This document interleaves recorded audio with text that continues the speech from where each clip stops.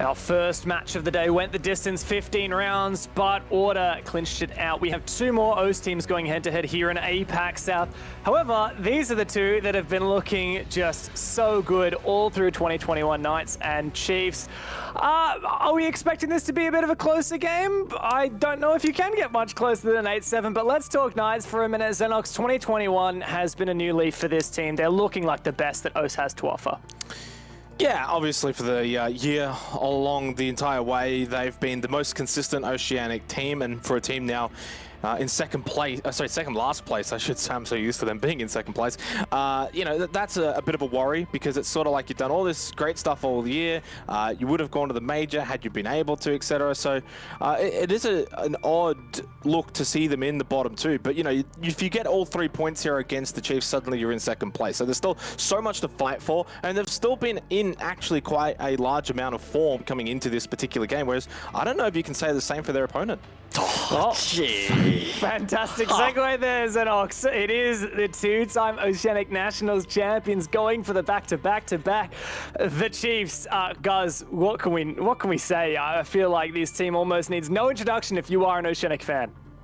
Well, look, the only question I'd pose to Xenox is look at the head-to-head, mate. The Chiefs have got Knights number every single time. They know what they're doing against this this outline, and honestly, the Chiefs are in decent form. We've yet to see that fully realized in APAC South. In OCN, it's been a different story. Locally, they've been dominant, the two-time champs. But yeah, maybe the cogs are turning a little bit more here regionally. We know that the Knights have had a couple of sloppy results. Invictus and QConfirm, I believe it was, they dropped maps too. Whereas the Chiefs, you know, they find themselves in an okay spot. So I'm expecting the Chiefs to look very strong in this matchup. Oh, well, it's going to be a difficult game for them, and they haven't been flawless here in APAC South so far, so we'll see what the Chiefs have to offer. I feel like gut instincts can go either way for this game. Xenox, who's your gut instinct for this game? Yeah, well, I think Knights, simply because it's a record that they're going to be able to break, this sort of loss streak that they've got against the Chiefs. It's APAC South. If this was OCN, I'd probably back in the Chiefs, but Knights just always seem to perform a bit better here than they do in the local league. As long as they don't go to Villa, though. Villa has been the map of choice in the Oceanic region. Knights probably not as proficient at it as the other teams are, and Chiefs have actually been doing pretty well on Villa, so I definitely would say, despite their recent loss on it, I'd still definitely say they shouldn't be going there, and as long as they go anywhere else, I think Knights take this one. Let's see if it's APAC South diff for the Knights. Matt Vito, let's go. Where are we gonna head? Okay, it's not Villa, it's Coast. My God, for a minute I forgot this map even existed. It's been so long since we've seen it. Yeah, so neither of their teams have played Coast in its reworked form in APAC South League. In fact, have we seen it at all in APAC South? We have, mate. This stage? Once. Mate, you're going crazy, dude. Okay. It was Chiefs played Direwolves on it. They won 7-1. Oh, so Chiefs won it. Okay, there you go. Are you not reading the same match tracker as me, buddy? No. I must just be blind. Oh yeah, sorry, I did say no. Yeah, 7-1 victory, Chiefs. Control F, Coastline. It was a pretty forgettable game. Let's be honest. The 7-1, it really wasn't that special, and I was not in the best of form. So I'm excited, honestly. The storyline for me heading into this one is what can Knights bring out. I still believe Chiefs in the head-to-head, maybe not against the rest of the league, but in the head-to-head, the Chiefs should be favoured. So the Knights are going to need to bring out something special here on Coast, in my opinion. Xenox? Well, the last time these two teams played on this particular map, 7-3 to the Chiefs, but the Knights, at least according to your match tracker here, Dev, do pretty well on Coastline. 7-2 plus 14 round differential, which is their best on any map this calendar year. And for the Chiefs, they've obviously got a really good record on Coastline as well. It too is also their best map when it comes to round differential. So when you've got two teams that are really, I guess, favored on a map, who do you sort of back in this occasion? Probably the team that last won it against the other team, which would be the Chiefs. And I think going over to Coastline, Chiefs definitely do have the edge here. For the Knights, it's sort of what Guz, you know, poised. Have they got something different here to go up against the Chiefs? Sure, there's slight rework, but I don't think it's anything major to the more, I guess, prominent sites that we generally see on Coastline. Yeah, look, Guz, the last time these teams played it, it was on the old one. Is the rework Coastline going to play much of a factor here? Or the fact that we haven't seen it in a little while, is this going to be a little bit more exciting? The map has changed a little bit, but it's not as extensive as some of the previous reworks we've seen on competitive maps that can completely shift the meta. For me, this is going to be the the Sage and Hayward v God Legion worthy show. We know Coastline, it's always frag heavy. If those guys are lighting up the server for one team or the other, for me, that will be the difference maker. You need to be able to back yourself into making confident plays, and we know that both of these teams have those players. They need to just be switched on from the first round. Well, there's no doubt that Chiefs are gunning to do better in APAC South in Stage 3 than they've ever done before. And I have absolutely no doubt that the Knights is hoping to once again earn their spot at a major, hopefully one they can actually go to. That's what's on the line tonight. Playoffs and the major are what these teams are aspiring to. We've got Raven and Manic to take you all through it. The big guns. Not wrong at all, mate. I know you're not talking about your guns. You're talking about the big boys here, the A-team, as they call us. You know, some have been known to call us that, Raven, but I certainly wouldn't. Okay. You know, I'm too modest like that. But these two teams, this is the Oceanic Titan clash. This is the one that we wait for all stage long for these two teams. And I mean, we're going to Coastline. How good could it get? I'm actually super hyped about this. I was just saying in our little chat before, I don't think I've casted this since the rework. I somehow have missed it, and I'm excited because, you know, we've had a lot of Villa, and, yes, you know, a lot of the classics, but here we are back on Coastline. That's it. A lot of Oregon, a lot of Villa, Clubhouse as well thrown in there, but a little bit of spice added to our night, and that's what we want to see. Heading to Coastline, Chiefs will start out on attack. What are you saying now, Digital? Oh, God, here we go. It's already started early here, Raven. It started early.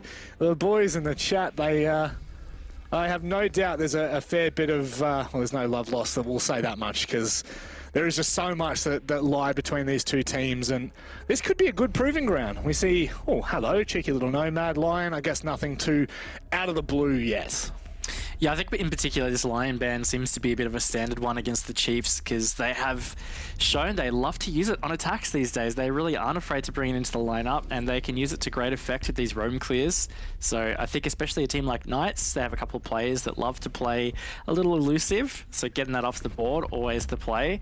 And then the rest I would say is fairly, you know, classic Coastline. Nomad, she prevents the runouts, so if you want to do any runouts of like the doorways and various windows that you can on Coast, get Nomad out of here. And then Valkyrie in particular, very strong on the defense on Coastline. Yep. Lots of outside camera placements, so just get that out of the way so you don't have to always bring the IQ. And just adding on to the mirror, why not? Because, you know, mirror's mirror, and mirror, mirror will not be on the wall this time around. Blue and Sunrise where we go first. Honestly, I cannot explain how much I'm loving seeing Tachanka played so regularly. It's a nice little change out for the smoke, and it looks like Juicy's going to be sticking this one. So keen to see what Knights bring to this attack. I really do feel that this is a Chiefs map. I'll be completely honest with you, Raven. I feel really confident for the boys in blue here. Yeah, I mean, me too. Mainly because of a couple of things. One, definitely because of their massive Direwolves victory, but the other, just general form between the two.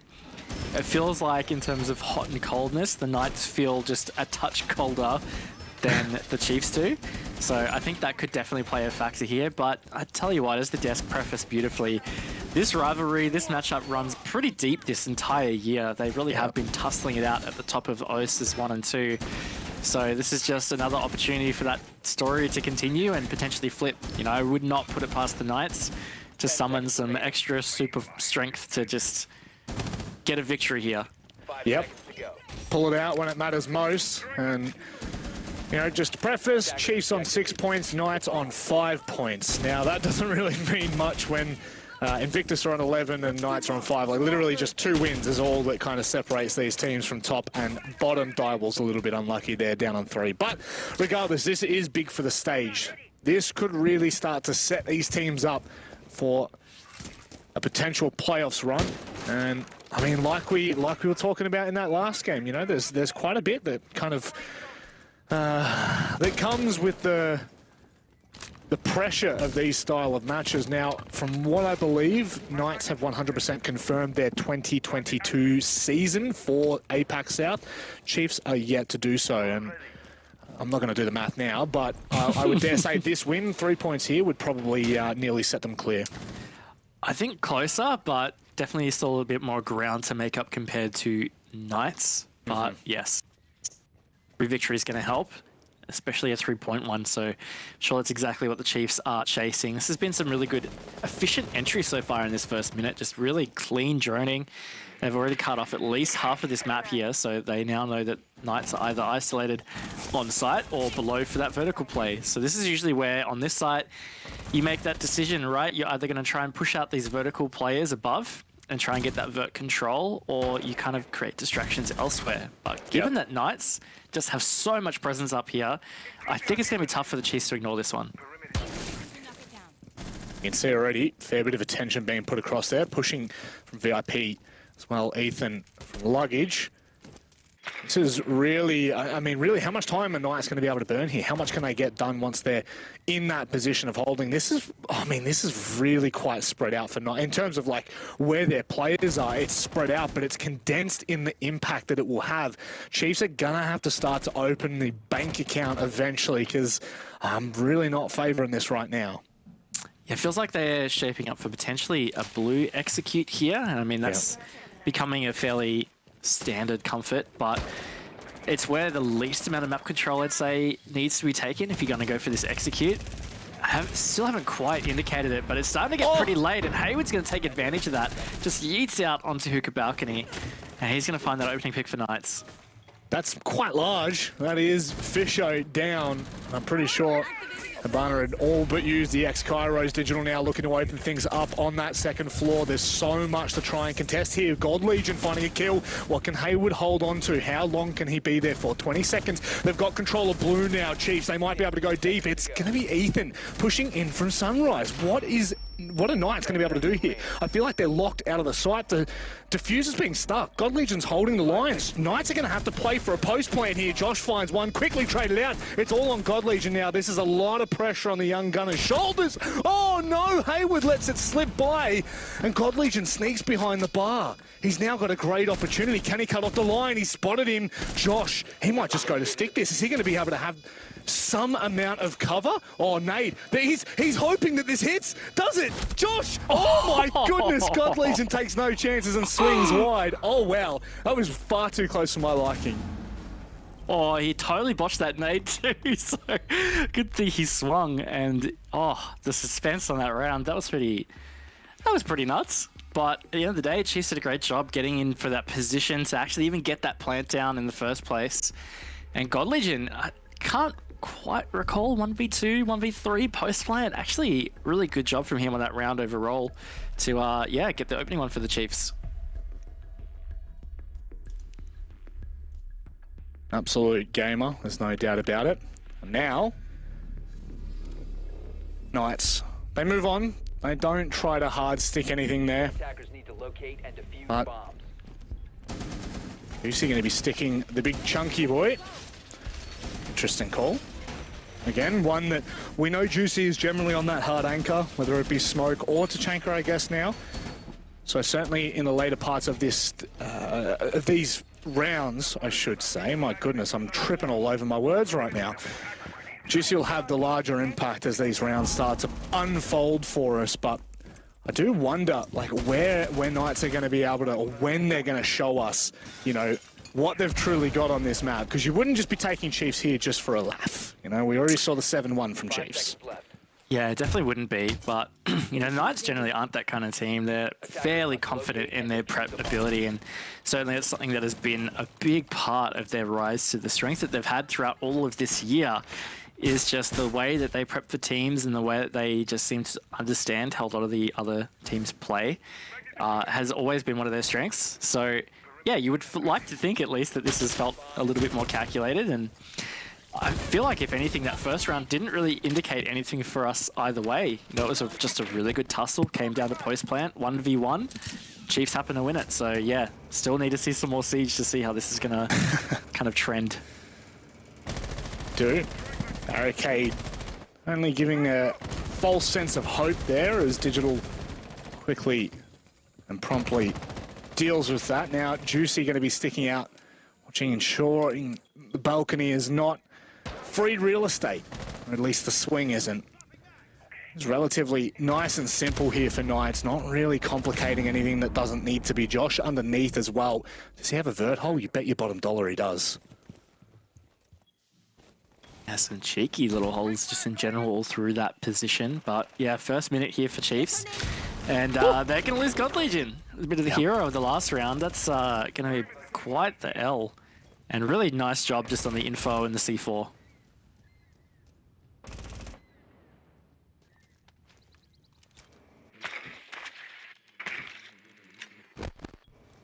And steady for this round for the Chiefs after losing their opening player. Oh god, I definitely didn't see the 4K. I'm blind, absolutely blind from God Legion. Just goes to show. Now they're going to look to shape up, put a bit more pressure on the western side. Dare say Hookah would most likely be the end point here for at least one of these members. So Josh could be absolutely pivotal if he can hold on to underneath this. Behind this bar position, Worthy's not going to have any free access. And I mean, I don't know, it just kind of feels like they're stalling out, but this is what we want to see. Now starting to shape up to flush out the player who's sitting in behind bar, but Haywood finds the kill. I'm damn near sure that was from Blue. Things are just going from bad to worse, but Ethan could be the savior.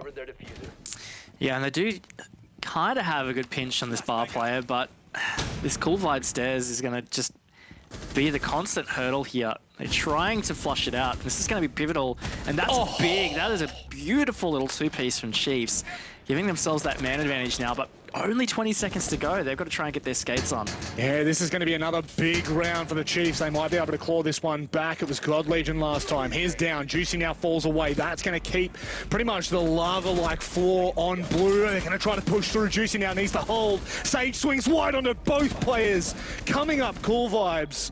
And it's Worthy left. I don't think he can get enough done here. Oh my good God.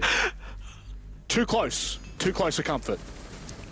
He was actually like half a second away from potentially just getting a gnarly little 1v2. But anyway, it is what it is. And again, it'd be the indicator of how this game is going to go. We're seeing it come down to the wire, and it's just constantly swinging back and forth in terms of who's in front or what the momentum is. It's kind of what you would expect between Chiefs and Knights, but yeah, hard to separate them at this stage. Feels like we're in for an exciting match. Great job to Knights, though. I mean, the Chiefs did a really good job clearing out their vertical positions below and even just getting that Cool Vibe stair control, but credit to Sage and Juicy, they're kind of anchor players. They really stood up at the end of that round. It's something that I think Guz was prefacing on the desk is, you know, this might be a game of, you know, who's got the bigger clutch meisters, who's got the bigger big boys, you know, if that makes sense. We've got Haywood and Sage, just for an example. Haywood and Sage on Knights, and then you kind of look to Chiefs. They've got God Legion, Ethan, and Worthy that on a dime could completely change the entire outcome of a round. You saw it there. Ethan found 2 of the opening kills after they lost the player. So this is just, this really will come down to some of these individual players stepping up. And that round was 100% Sage swinging from Blue there. That was absolutely gorgeous, just shutting down Cool Vibes. No chance of them making their way to site when you're playing like that. And I guess Juicy, you could probably, you could credit for playing that exactly how you want an anchor to play that, right? You don't want to get overzealous when those players are starting to peak. Fall back, use your U-tilt, ensure that it's going to be a little bit more tricky. So we're seeing a nice little variety of both of these teams so far in the first 2 rounds. Yeah, definitely have. It's been a fairly exciting couple of rounds, so yeah, keen to see who will break the deadlock here. Now, Chiefs just doing the old classic, but not as normal as it used to be on Coastline. You know, go to the roof and cut the rotates. You don't have as much of space to do so. There's still that cut through to VIP though. No one playing there at this point. And look, I'm actually excited to be watching more Coastline because I just personally haven't seen a lot of Coastline since the rework. Yeah. So far, first 3 rounds have been very enjoyable. Certainly have. Guess if we're going to have clutches on the agenda, well, you're never going to complain about that. Right now, Josh just underneath in kitchen. I mean, you know, intel varying, maybe the C4 comes up and demolishes that player who was sitting in penthouse, but it's not to be. And again, we really are questioning how Chiefs are going to be able to open these rounds up. We saw it beautifully in the last round. They pinched that player down in Sunrise, and it looks like they're going to continue to try and clear this top floor here in round 3. So far doing a pretty good job of this pinch as well. Just really effective use of those X-Kairos to ensure that Drink's bar isn't that comfortable to stay in. You see Dino, he's held his position, but he's had to hit the deck. There's no way he's going to be able to stand up without a roof player catching him.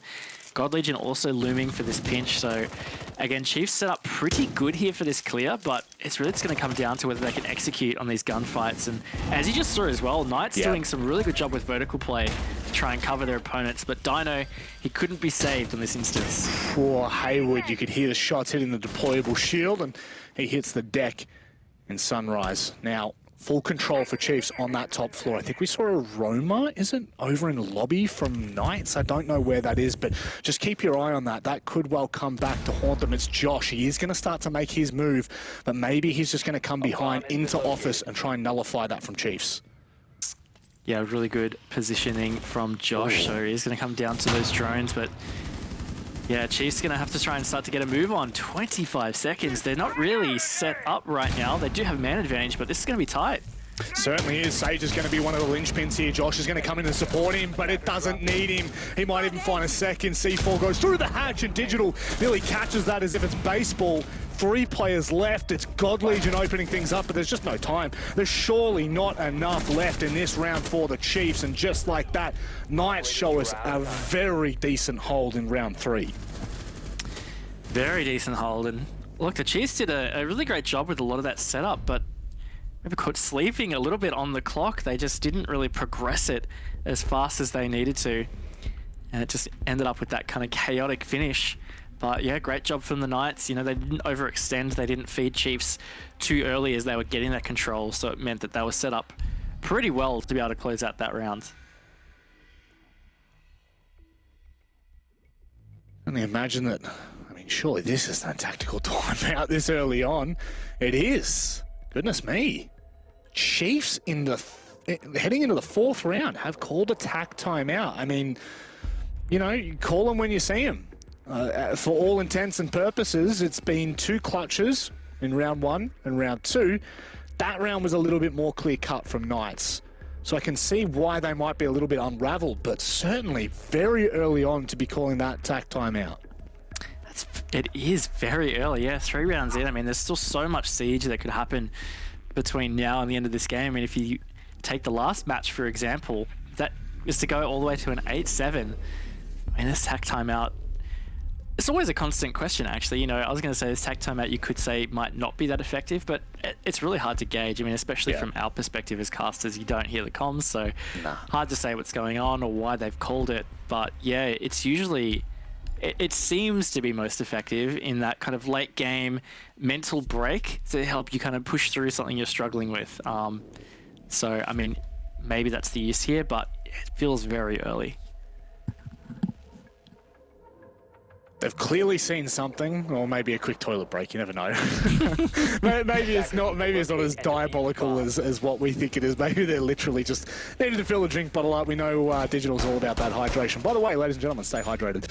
So this will, I guess, you know, tac timeout this early. I don't, you know, I'm putting a lot of emphasis on it just because we've seen how impactful those tac timeouts can be. They really can completely change things up and really give you the space to maneuver around in a map. And just now that they don't have that, they've just got so much time between now and the end of the game, especially when you start to consider, you know, potential overtime. Round 4 versus round 14. Very, very different story altogether, but no doubt about it now. Let's see how the impact for Chiefs comes out of this. Let's see, indeed. Seeing kitchen service held for the first time here by Knights. Of course, they had an unsuccessful blue bar sunrise way back in round 1. There's, of course, the only round that Chiefs have won so far, so we're finally getting to see the full spread of sites here from Knights. Of course, there's another one that has changed. You can't quite plant directly in that service door anymore. There is now a double door that you have to push past before you actually in the plant zone. So it has kind of changed the way that this site plays out quite a bit, actually. If anything, I feel like this is one of the sites that's changed the most with the rework. I don't know if this is a fun fact, but I feel like doing a Xenox fun fact moment. This is the most banned map in Oceanic Nationals, which of course is the national league for both of these teams that we see them play week in, week out. So really, we've only seen it once out of God, how many games is that? I think it's like over 10 play days now that we've had. So this really, you know, for me, I don't feel comfortable for either team right now. I just feel like there's so many unknowns, even though we've seen Chiefs absolutely demolish a team in APAC South here. Direwolves and Knights are two completely different beasts. And we'll wait and see again for Chiefs, because the late rounds have just been so chaotic, Raven. So chaotic with those clutches.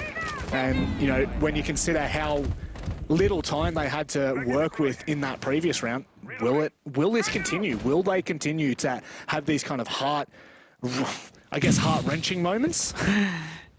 Yeah, look, it feels like it's kind of shaping up towards that right now. I mean, the Chiefs, again, doing a fairly decent job with their setup, but they've taken all of 2 minutes to really get to that point, and Juicy's the only one on the Knights. So Josh has lost a little bit of armor, but Knights, you know, they're still generally just sitting pretty, holding their comfortable positions on site. You know, they're kind of abandoned majority of this roam right here from what we can see. One outline still in penthouse, but that's pretty much it. So again, this is about Chiefs progressing it from this point. Their setups have been fairly decent from the attack point, but it's the execute since round one has been a bit, I don't know, chaotic. Yeah. Only way you can put it. Oh, God Legion. There we go. Cooks the nade to perfection, finding Juicy, who was already low, mind you. So he'll fall down with no impact for the rest of this round. But again, Raven, 30 seconds. Is this enough time? Oh, no. Oh, God Legion. God. Oh, no. He re-peaks and Sage will find in 20 seconds left. Looks like they're ready to just jump in. Fisher guy's still on with the kit, so he's going to have to try and go for this plant. Josh with a great position, though. Not sure Knights are in a good spot to be able to deny this. And Chiefs just go bang with 2 picks here, Manic. Yeah, this is just really strange. Sage will find a pick now. There's one on site. Haywood couldn't find it in time. And the Chiefs leaving it down to the last few seconds, but a win is a win nonetheless.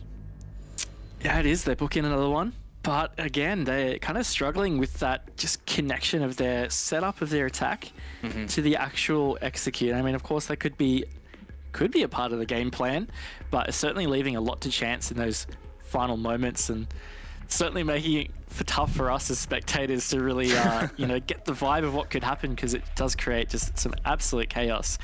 But that was really well done from Chiefs. I mean, they stood strong in that final 15 seconds as they pushed through. Yep. They didn't quite get the plant down, I don't believe, but at the end of the day, they really took some solo control around site there. It was a great job from them. And look, the Knights, they're just not going to give that a crack. They're going to go straight back to Hookah Billiards, as that's now open to them again.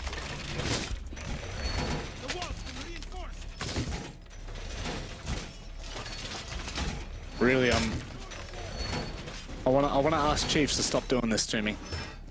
Just throw a cheeky little spanner in there. Just, you know, surprise me. Surprise Knights. Because right now, those late rounds really are just coming down to small one-on-ones, won and lost. Potential just positioning for some of them as well. Like, it's just so utterly chaotic, as you put it, Raven. It's the best way. 5 seconds left before And it's Chiefs have been doing a good job of clearing. There's no doubt about it. They have been able to flush out the positions of Knights.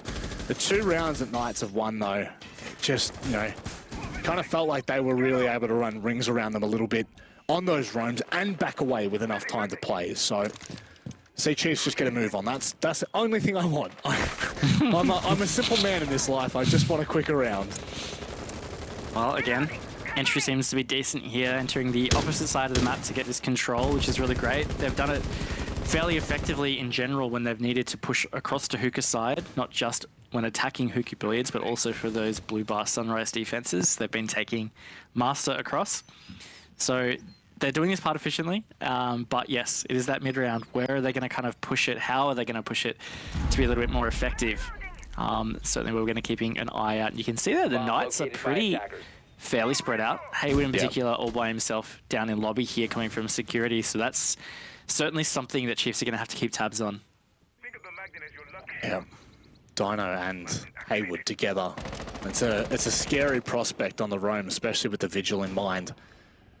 Chiefs, you can do everything right on the early parts of the roam clear, but still keeping an eye on the visual can be incredibly difficult, especially when it's someone like Dino who's just got the IQ of of Einstein.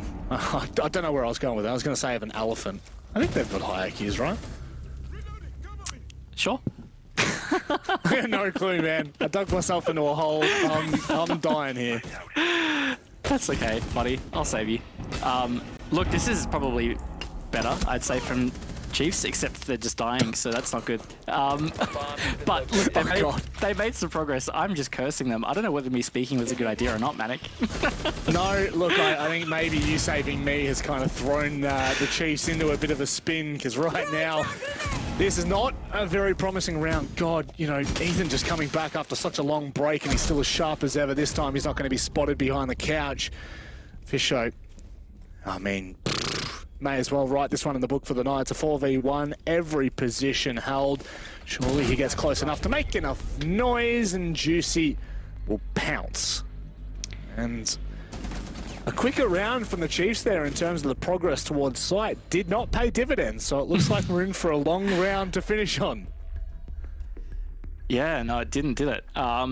Really fell apart a bit quicker. They gave you the quicker rounds in general, Manic, but just didn't go in their favor this time. But we're going to see Blue Bar Sunrise for the third time in this defense half from Knights. They're 50-50 on it at the moment. And I think this is a pretty good call because their Blue Bar Sunrise defenses have looked fairly decent. Of course, Chiefs did win it in round one, but I don't know, it wasn't the safest of plants that they got, and it wasn't the greatest of post plants either. It was a bit of a gnarly God Legion 1v3 clutch. So yeah, I think this is a good read from Knights. You know, I look at that and feel like it probably was their strongest side. Yep. One thing that Chiefs really struggled with as well in that round was that top floor clear. I think they actually just ended up completely dismissing it and going for the, I think like you said, the Sunrise push. So I'm optimistic for Knights heading into this. A 4-2 half would be very favourable and quite a comfortable position to be going into attack on, which, you know, from what I can remember from last stage, I think Coastline was tending to be more attacker favoured for APAC South anyway. I'll go back and have a look at the stats just to make sure I'm not completely tripping out. But regardless now, Chiefs, they do not want to be looking down at a 4-2 half. It's just, you know, just the numbers alone can be quite disappointing, I would say. Yeah, definitely. I feel like what's justified is certainly a 3-3 half out of this game. It's felt very close and for the most part somewhat back and forth. I'm just super curious how Chiefs are going to adapt to this because we've seen, yeah, as you were saying, kind of really struggle with the executes. Looks like it might be just a little bit more direct this time around. Hard to say. They're droning out site very early here in Blue Bar, and they're all quite stacked on this west side, so maybe it is just going to be a slightly quicker execute. Would love to see that. Just inject it, boys. Send it. Don't actually, please make sure you do your due diligence. So, you know, lonely little caster just wants to see some action, there's no doubt about it, but I think you're spot on there, Raven. What they're looking like they're posed to do could... I don't think it's going to catch Knights off. They've definitely got enough players watching these positions now. I just wonder what they're going to do about the vert though, because especially if they're going to try and push off the side. I mean, there's so many vert positions that can be held by Knights here, and looks like they are just going to go above and get some kind of control, which, again, they're going to have to get a move on because it's now half the round through, and if they really are going to try and displace these vertical players, it's certainly going to take a bit of effort. They're not keen to drop off, but in fact, who's that chucking their face in the window? That's Hayward. He's looking for some peeks out. Gold Legends actually found that opening at least though onto Dino. How impactful will that be? I don't know where Dino was, to be honest. I lost track of him in amongst the midst of it all. So Juicy now going to have to hold from behind bar. Digital has found Hayward. This is looking clinical from the Chiefs, but Sage, don't give him the opportunity. He rips the two heads off the Chiefs. And now a 1v3. However unlikely, oh God, you still just believe. And that is going to be the 3-3 half as Chiefs now head for their defense. Quick moment to really highlight Sage as well. This has really been the stage for Sage. He's been super sharp, not just in APAC South, but also in OCN. he started to become quite the highlight player for Knights, kind of up there with Dino a bit. Not Dino, Hayward, sorry. Hayward's been having some pretty highlight plays. Again, that is a good thing about the Knights roster, though. It's fairly well-rounded. I mean, Juicy is a fantastic support player, and then Dino and Josh kind of flexing it. It's just, when you have their gunners really gunning, the Knights are flying. So I really hope that Sage and Hayward can kind of keep it up, because it definitely will keep them in this game.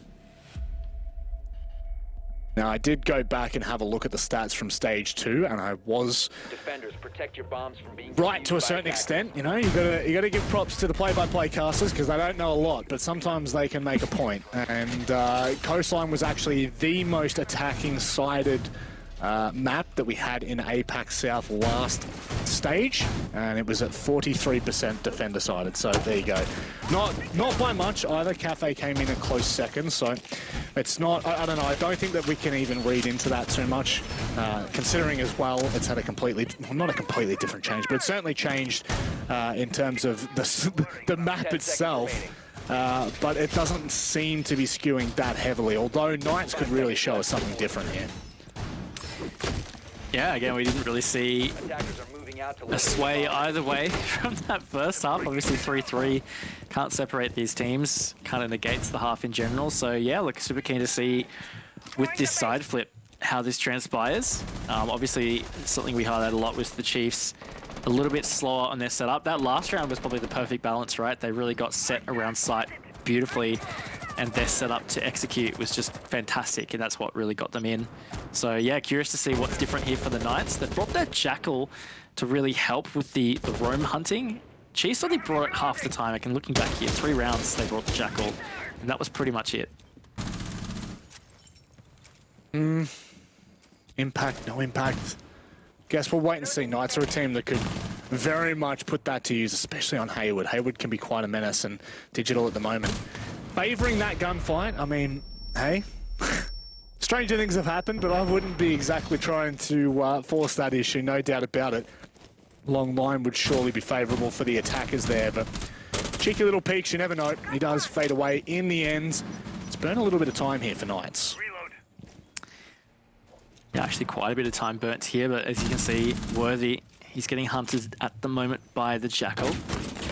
And there's some vertical play starting to come through from the Knights here. They've used quite a lot of frag grenades to try to clear out this defense, and they have lit up Digital just a little bit, but they haven't netted themselves any kills. So that's certainly going to not feel like a good result for them. 90 seconds left. They do have some really decent vertical control, but as you can see, Chiefs are still lurking. Ethan himself, he's hanging over in luggage here. Not droned by Knights, this could come back to bite them. It's a hard agree there. 2 drones as well left for Knights. Well, I mean, one in the pocket. The intel is going to be incredibly slim heading into this final minute. And I think they're going to follow suit on what we saw from Chiefs. Oh, God, Ethan might be the first person. Yeah, I think he's been 100% well played from Knights to flush him out and open up the round.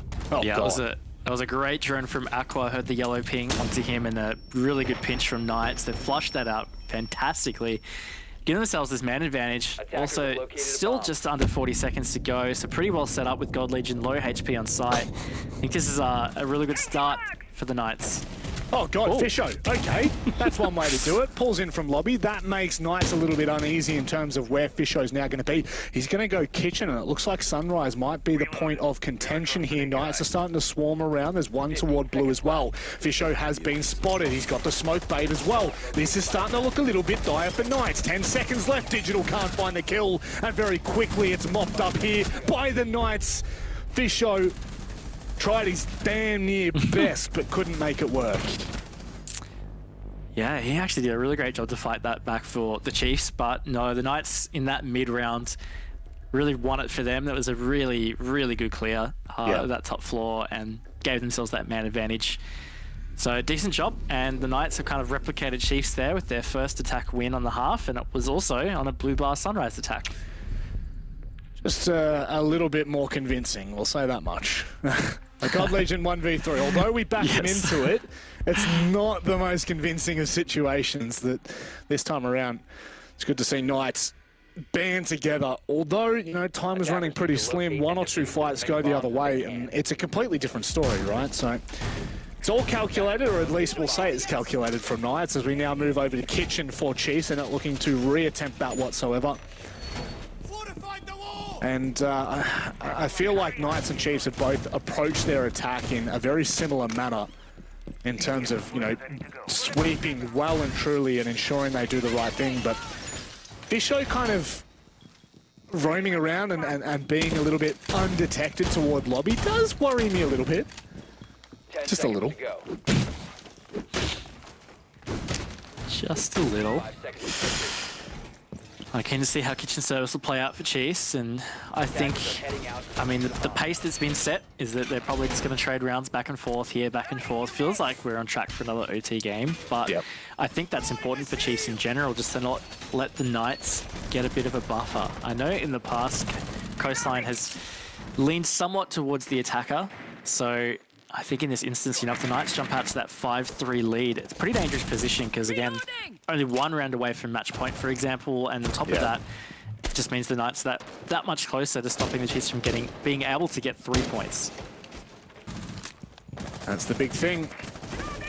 No, don't want to let it slip up like we saw for Order. Oh, Digital's watching that line sharpish, and Juicy can't do a damn thing about it. He wasn't even allowed to do a single thing. There's the drone gone that was giving so much information across to Knights earlier on. I really like this extension because you've got Worthy across in study, or at least he was, or in office, and he's pretty much ensuring that Digital can't get flanked from that area. So Knights are either forced to try and fight their way through hookah just like that, or they're trying to force their way through choke points. And either way, Chiefs have just set it up perfectly.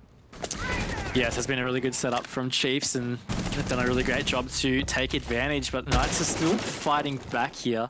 Hayward's been able to get God Legion off the board.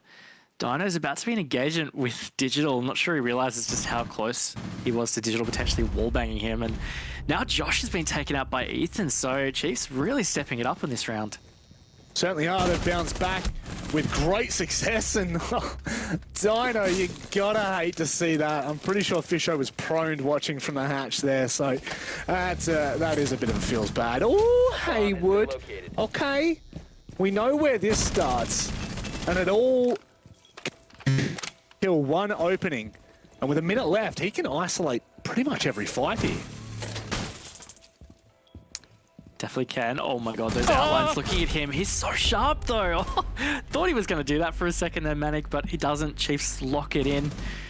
Again, based off a really good mid-round. Chiefs stood up and they just got the picks when needed, and they stopped the Knights getting the map control that they were looking for. And again, trading the rounds here, 4-4. Really hard to separate these two.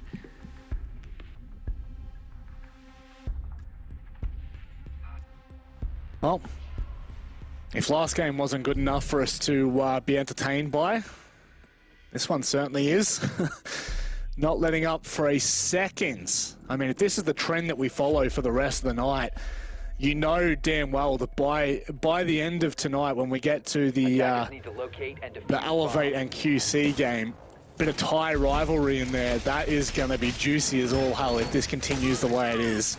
Must be a full moon outside or something, because none of these teams are giving up an inch. And when they do, I tell you what, they are so quick to respond. So, Chiefs now moving up to the hookah. And I am really curious, you know, when's this trend going to buck? Because it really is just going back and forth. Like, are Chiefs going to be able to kind of hold firm here? Are they going to be able to connect a couple of these together, you know, connect 4? I mean, if they do, they're pretty much done and dusted, aren't they? But it really feels like there is a potential, and Knights are just so unrelenting, though. I can't, I'm doing a Xenox here, I'm flip-flopping too much.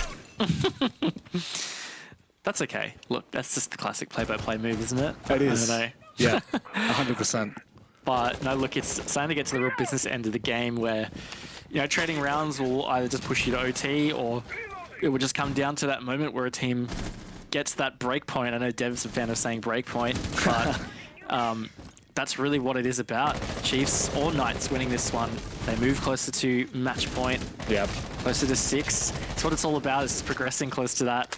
And yeah, look, it's just so hard to read. Like, I honestly couldn't tell you which way I feel like this is going to go. It's not like the Order wildcard game that we had in the first match of the night, where it felt like somebody had an advantage. It feels very even. Yep.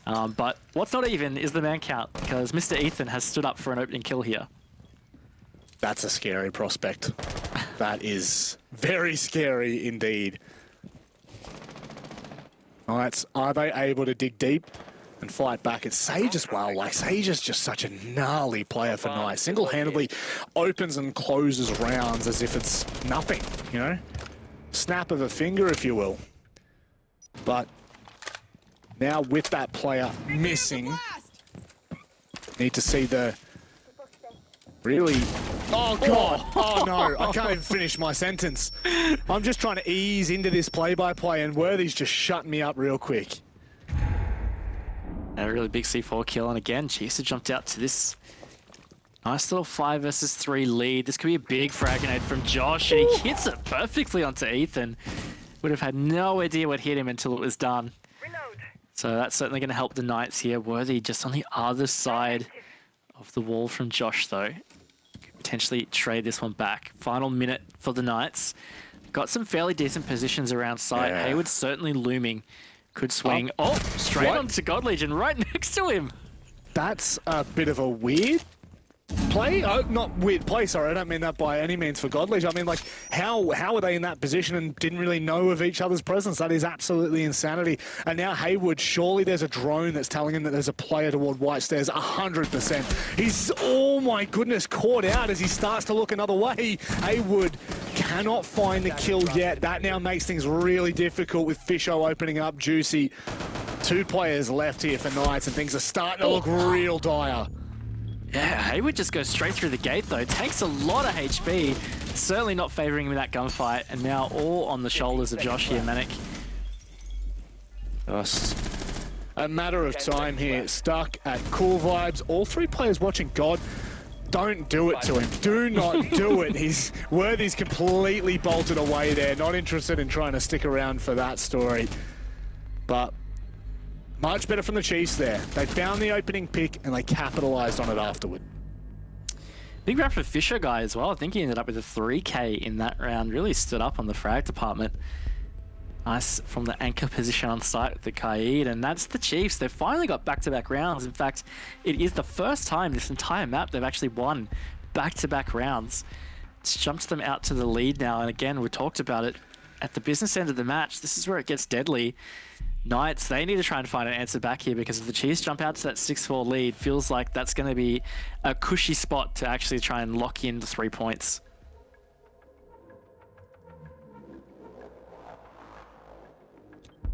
So, Defenders, protect your bombs from being defused for those of you by at attackers. home that are wondering why we're not spectating right now, unfortunately, our wonderful observer Sky tonight has had a power outage. So, we're trying to get straight on top of this. I believe it's actually the Dev Martyr himself that's going to be on the sticks.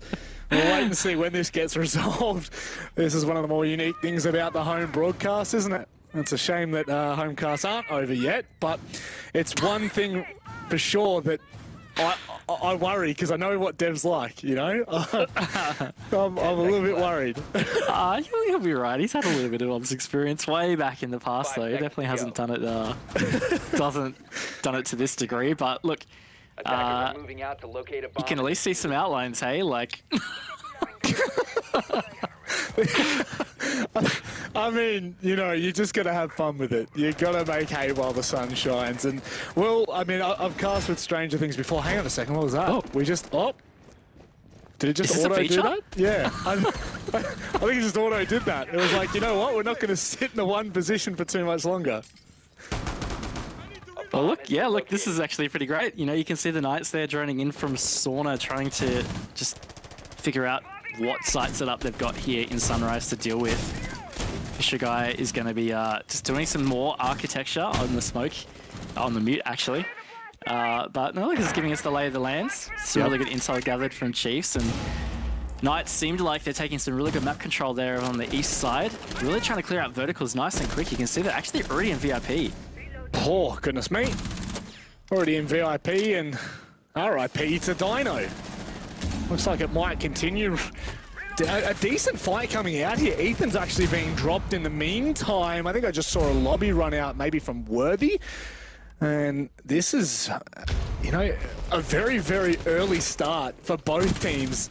A kill on the board for both sides within the first minute. That's unheard of. Yeah, this match definitely hasn't had that kind of pace, but again, pretty tight affair here, 4 versus 4, just as the 90-second mark ticks away. Chiefs still holding some really great roam positions. I mean, Digital, he's not alone over on this lobby side in Kitchen. God Legion's still just completely uncontested in Hookah.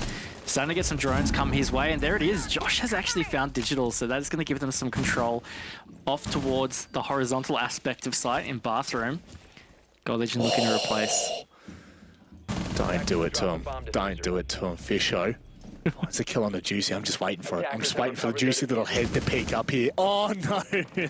God Legion backs up the angle as he pushes into Kitchen. They've got to be careful now because, well, it's completely dirty. And it looks like they've got the information. 40 seconds left. Worthy is kind of on a bit of a flank there over toward lobby. You can see the hologram of him. But where are the rest of Knights? It's a great question. Chiefs, though, they're sitting pretty on site. Josh, he's found Fisher, guy. This could be a good opening. In fact, Fisher was the only one on site. God Legion on the vertical plant happening in Blue Bar right here. It's right on the edge of Breach. Josh has found a triple for the round here, Manic. Oh, no. All on the shoulders of God Legion. Oh, no. We've already seen this story before, and we know exactly how it ends. 1v3, God Legion. No time left on the clock here. Knights looking to stick this. Watching from the lobby is Josh, waiting for the... Oh my goodness, can he find the timing? It's behind the bar now, 1v1 on site. If he can isolate this, then it's on like Donkey Kong, but he can't hit the shot. Hayward holds firm. Knights bounce back. Beautifully done from Knights there. I mean, it was a fairly even round as it felt like it progressed through, but the Knights really did a great job to find the opening on site in particular. Losing Fisher Guy, he was the only player that seemed to be on site for the Chiefs. God Legion holding Vert, and then the other player in lobby. So identifying that was really big from the Knights there.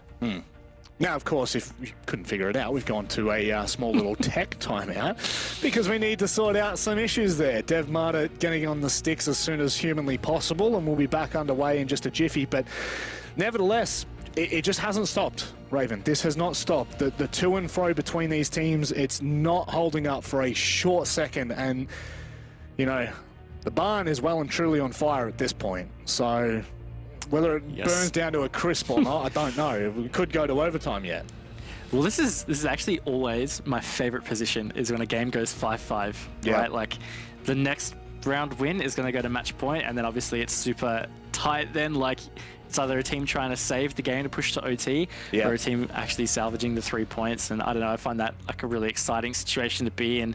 And just the way Coastline's played out, we've had so many close rounds and just some really good back and forth, you know, adaptable siege from both teams. It's been super enjoyable to watch so far.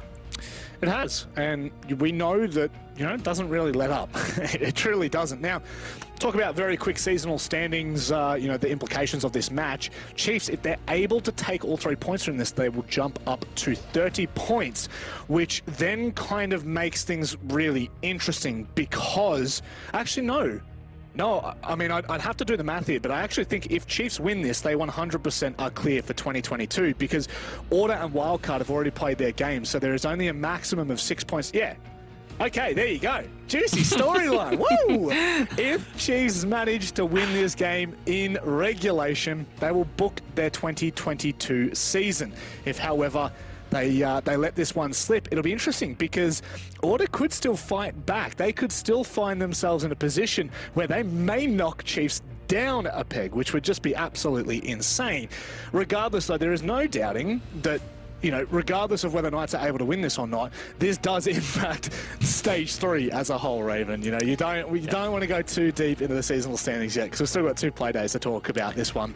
But with Knights down near the bottom of the scoreboard, the ladder, even though it's 1 point or 2 points the difference between 7th place and 2nd place, they want to be booking their spot to this next major.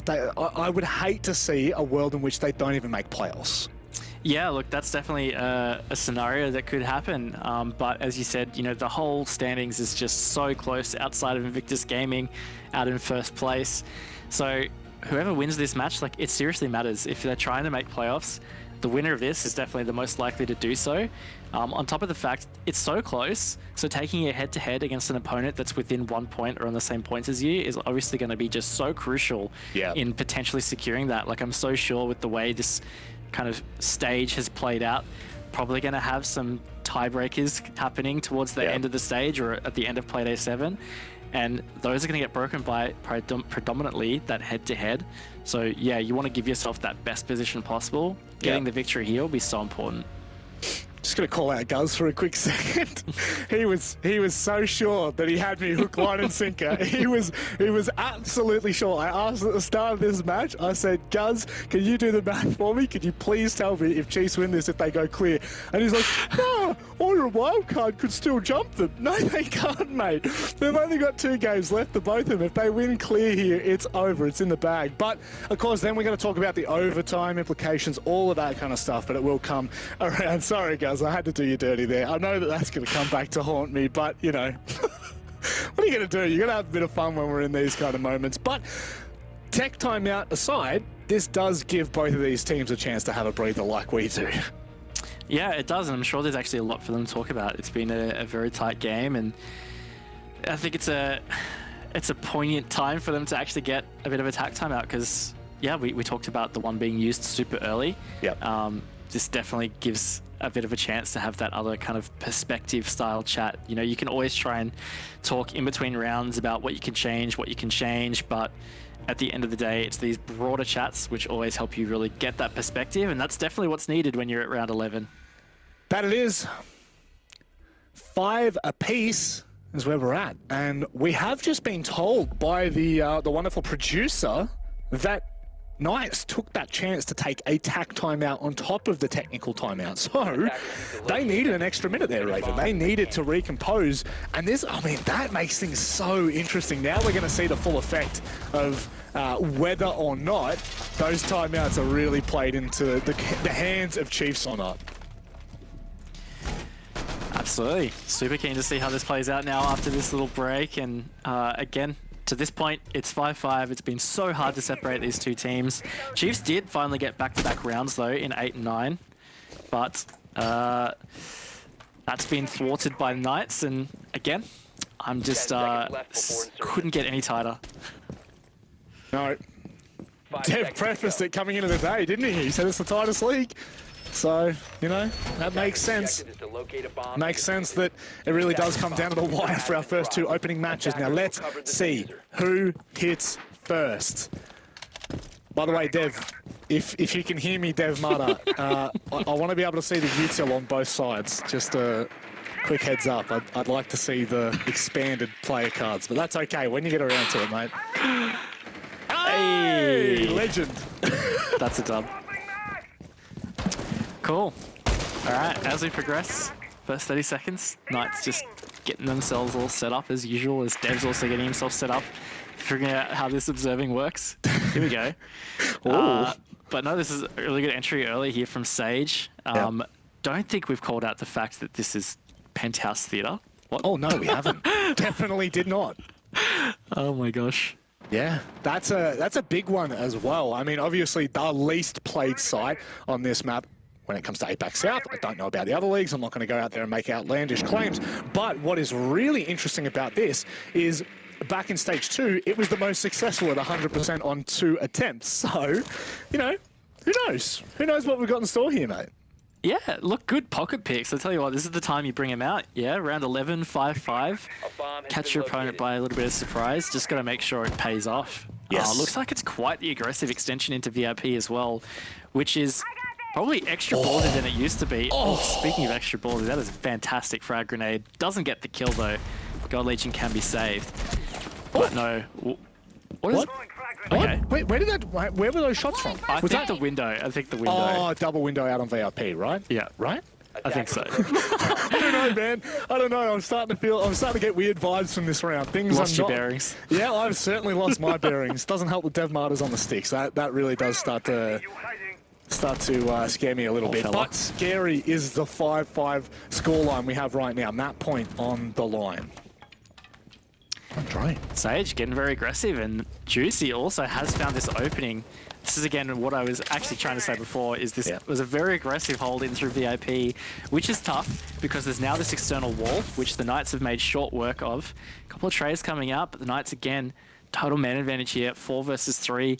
Got themselves in a really great spot for this execute, but 30 seconds, Chiefs just need to try and hold on a little bit longer. Here's a problem as well. They've only had one drone for the last minute, so they're going to go into this with very little intel. All they're going to be hoping for is that players don't do exactly that. God Legion now on a flank. This could be devastating. Slowly playing around the edge here as Josh manages to find the kill on the weather. Look at Ethan. Look at Ethan's positioning. He's going to be able to find a free kill. Juicy doesn't expect it. What on earth is that? Don't you dare tell me that was a 180 flick through the wall. Let's see it. I got baited. I thought for a second it was just the spray transfer. It kind of was in a way, but that is Chiefs on map point. Still a very nice little clean 2k there to finish it off for Ethan. Really good job for Chiefs to fight that one back. The Knights really did have the advantageous position, but they couldn't quite capitalize when they had that opening. And as you said, Chiefs on match point. Historically, you know, it's been really hard to separate them, but that was a really good choice to go Penthouse Theatre. It feels like it's paid off. Going to Kitchen Service, we haven't seen it since round 8. It was successful for the Chiefs. Spicy meatballs. Let's get into it, shall we? Final round here. Again, clarifying. Chiefs win this, Guz. I know you're listening. If Chiefs win this round, Defenders, protect your they bombs manage from being to defused by secure their attackers. 2022 season. Could instantly see his name pop up in the chat then. There was instantly. I love you, mate. I love you. All right, this is a, I mean, big round for both teams, a big one for Knights here. I mean, they're the ones that are really having the struggle stage. I mean, we haven't really highlighted as much for a little while, but the Knights are just haven't been the same in stage 3. As we were saying earlier, they are currently sitting in 6th in the standings. Losing to Chiefs is going to put them much further behind, on top of the fact that there are teams ahead of them yet to play. They really could be finding themselves a bit segregated down at the bottom end of the standings and in a tough position to potentially not make playoffs after losing this. So this is quite a big deal. Even just saving 1 point here could be very important for Knights. Totally agree. Totally agree. With 2 play days left, and you know, at the moment, for Knights, there's only 8 points up on the board due to the fact that Chiefs have secured that overtime. Really, it does just come down to the wire, and you never know. Invictus could slip in these last 3 play days and leave the door wide open for a team to book their spot directly to the major. Now, with the form IG are in, I would say no, but we know that stranger things happen. And right now, if you are the Knights, you don't want that to happen. You don't want to leave anything up to chances. You want to be able to take as many points as you can. And likewise for Chiefs, they want to find themselves either playoffs or direct to the major. You know, they went to playoffs back in stage 1. They put up a great fight against CAG and Fnatic, but were taken out in that first round of the lower bracket. So they've got a lot to prove in this stage. Oh, what? What? Huh? Getting super aggressive, God Legion there. Oh, what is he doing? Continues it. Absolute mad lad. Oh my God. God Legion! My guy in one of the most important rounds you could have. He yeets it out the window. But Josh is still on for a 1v4 clutch here, Raven. Don't count him out. God Legion's still alive though. I tell you what, he might be able to put the nail in the coffin here. But yes, Chiefs are in a great position here. 90 seconds for Josh to make this work, but he's been spotted. He's in kitchen here. Chiefs know where he is, Manic. They certainly do. It is only a matter of time. They're just playing patiently. They're waiting for him to peek around these corners. It is literally a game of peekaboo. He may have found himself into a very tricky position. God Legion brings the round in for the Chiefs, and he closes things out. All 3 points are taken, and that is their 2022 season confirmed for APAC South. Massive from the Chiefs there, really stepping up when it mattered. And I mean, same could be said about God Legion in that last round. I tell you what, he just went absolutely off, put his jets on, just rode that momentum. Beautiful stuff from him, and great game from Chiefs. You know, Knights really challenged them. That was a really tough fought game from both sides, but you know, could be a sign here. Chiefs getting this win against Knights in APAC. Maybe it's their chance to jump forward into the playoffs and try and challenge for the major. Well, that's it. They are now in prime position. They are sitting second, just behind Invictus by 2 points. Now, of course, we're waiting for that Invictus and Direwolves match, but you couldn't be in a better position, Raven. This is really good sign from the Chiefs. Maybe not so much from Knights. I don't know. Do we talk about that, or do we just sweep that under the rug for this game? I don't think we can, because I mean the Knights have been top of OS and even top of APAC South, you know, for the last couple of stages. Of course, Elevate up there in stage 1, but Knights very consistent between stage 1 and stage 2. So to see them really struggling here, I don't know, I'm starting to get quite concerned. I just feel like I've been waiting for that game where they kind of break out into some really good form, and I'm like, yep, here they are, Knights are back, they'll make playoffs, all good. It hasn't happened, and we don't have many games left for the stage. Two for them. They've only got 2 games left, Raven. And so do we, today. Playday 5, only 2 games left. By the way, we're going to throw it back to the best observer in the whole damn region, Dev, Marta, and the boys. Enjoy. Thank you very much, guys. Yes, we are back. Yes, I am just desperately trying to get all my things in order after trying to jump in and observe those last few rounds. Unfortunately, Sky DC. Shout out to Mike as well from ESL, who jumped in and did half a round there. Xenox, nice to see that you're back. It was quite a game, and it was quite a significant win for the Chiefs. Guys, any notable takeaways after that one? Honestly, the fact that the Knights went to Coastline kind of disappoints me. As soon as I saw that map, I thought Chiefs were going to win this game. I'm absolutely being serious. You're flip-flopping after the game. You meant to do that before. I'm using this as the example from the Order wildcard game that when, you know, we saw that go to Villa, I mean, everyone was probably like, oh, Order here probably favored. And I was the exact same way going into Coastline. So they lost the map veto. It was back and forth, though. Yeah, they got out to a decent start. But the Chiefs ultimately as a team have now got their number, and ultimately as a team now probably the best in the region. The stage 3 for the Knights is looking actually quite abysmal when you look at it from a numbers perspective. They're in the bottom 2 with 2 playdays to go, only 5 points, and now they've got 3 losses. That does not scream champions to me. Yeah, it's pretty sketchy there, and a bit of a concern for the Knights. Now, guys, is there a chance that they can still salvage stage 3 here? Maybe I'm being a little bit too generous here, but I'm still not absolutely too worried here for the Knights. Their run home actually is quite quote-unquote easy. I mean, no match is easy here in this league, but they have Elevated Direwolves. I think they can easily get 6 points out of that. They manage that, and again, they can just shoot up the standings massively. They could find themselves still in the top 3, top 4 for playoffs. So I'm not too concerned. Heading into this matchup, I was pretty confident. Against Chiefs, they just historically don't play very, very well against them. Something about the compatibility they're not working out, and the Chiefs showing up when it mattered there on coast, fragging out. So I guess, you know, we have to be cautious when we approach the topic. I think Knights have had a disappointing stage 3, but it's very far from over. 6 points for them should be very attainable at the back end. Well, you know who has shot up the standings? It is the Chiefs, now sitting in 2nd place. We've got Didge on the line. The Cookie Monster is surely there. Where is it, mate? Where's the Cookie Monster? Come on. He's here. Yes. He's behind me. Congrats on the win, mate. How you feeling after that one? Yeah, good. Much needed win. That was a barn burner, man. That was tough. That was a, I don't know, we sort of needed to switch up in the middle of the game there, and I think we did that well. So, yeah, no, I'm a little bit exhausted. Yeah, fair enough. Pretty intense game, Didge. Now, heading into this one, we looked at the numbers. You have a pretty good head-to-head, in fact, against the Knights. Is there something about them that you guys are really confident against? Yeah. I think previously we sort of can always sort of guess how they're going to play, I think.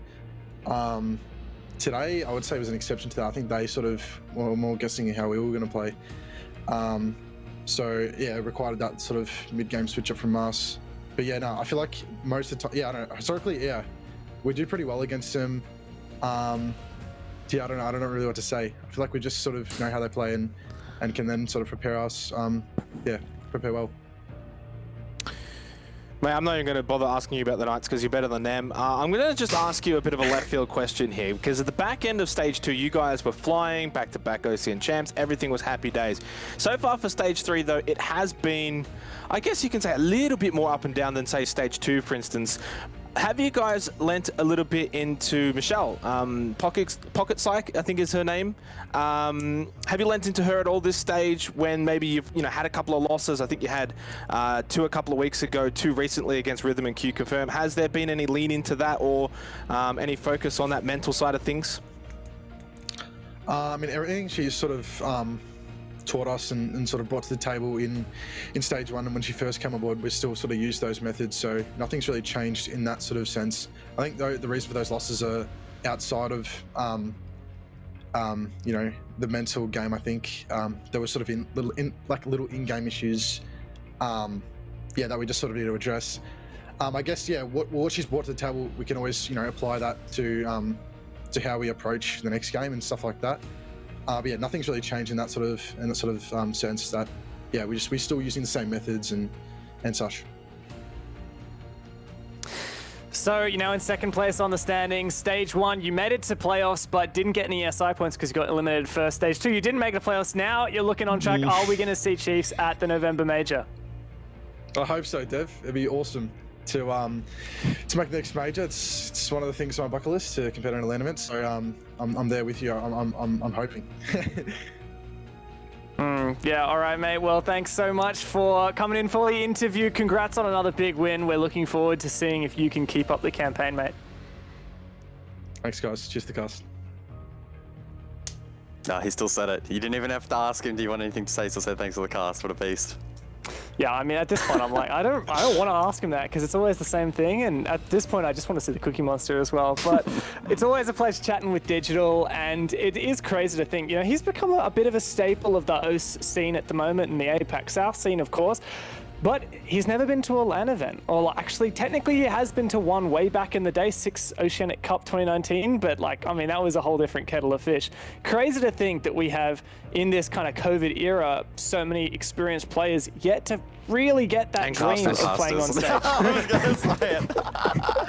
Well, it's not about us. It's not about us. It's true, though, guys. When was your last LAN event? I don't know. There's nothing I can say to that. That's going to sound good. So. Well, in that case, let's move on. We've got 2 more massive matches coming up. It is Southeast Asia on top, IG versus Direwolves in just a moment.